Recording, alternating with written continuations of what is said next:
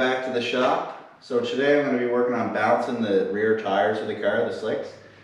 So last year at the track, when I got to the top end, well before I got to the top end, the car really started shaking pretty violently. You've seen in the past videos the rear end gears were pretty chewed up. But I also wanted to check and make sure that the slicks were kind of in balance, close enough anyway, so it wouldn't shake so bad. So I picked up this bubble balancer off Amazon, pretty cheap, pretty easy to use. You just basically comes in the box like this, you put it together, and so we'll pull the slicks off the car, drop them on and see how far out they are or if they're close enough.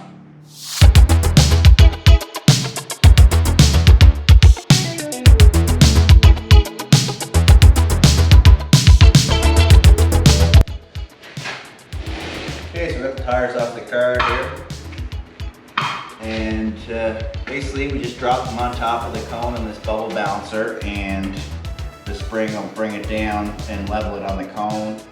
And then there's a level on the top, just a bubble. And as we sit the tire on there, you'll see the balancer roll either way, and that'll tell us which is the heavy side of the tire, which is the light side, so we can add weight or take off weight. So we'll get this lifted up in place, and we'll see how it looks.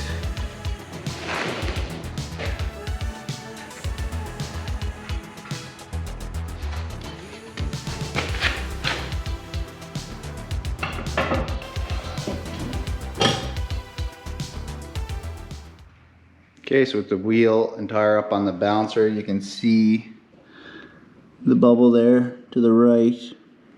So to level it out, we got to add weight to the side the bubble's on to bring it back to the center like that.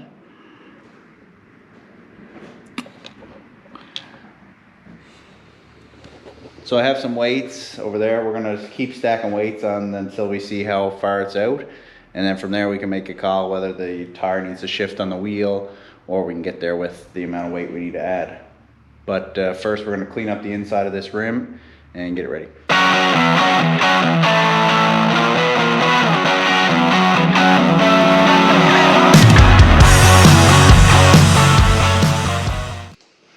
Okay, so we got this wheel cleaned up and back on the balancer. You can still see that it's out a bit. Not sure if you can see that on the camera, but the bubble's to the left there now. So I got some 1 ounce weights here. So I'll add them to the side of the tire and see how many it takes to actually get the bubble to bounce.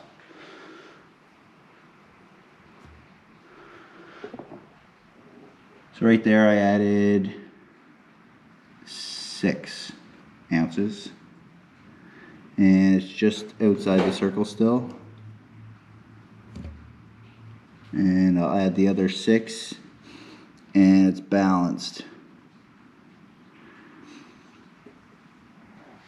So it took 12 ounces on the side of the wheel there to balance it out, which is way too much. Should be out like between 1 to 4, maybe 5 ounces.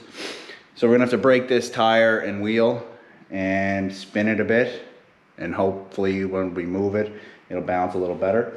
So right now I'll take a little bit of white chalk and mark the wheel and the tire where they just in one spot, and then I'll take it into the tire machine, break it, spin it, and try it again, see what happens. Okay, so I got the second wheel cleaned up and on the balancer, and this one's a lot closer. I'm not sure if you can see that or not, but the bubble's just outside of the circle. So we'll add a bit of weight to this one, see what it does.